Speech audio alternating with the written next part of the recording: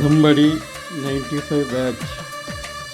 అప్పటికి ఇప్పటికీ అదే అల్లరి, అదే హుషారు. తెలుగింటి పాల సంద్రము కనిపించిన కూన, శ్రీహరి ఇంటి దీపమల్లే కనిపించిన జాడ.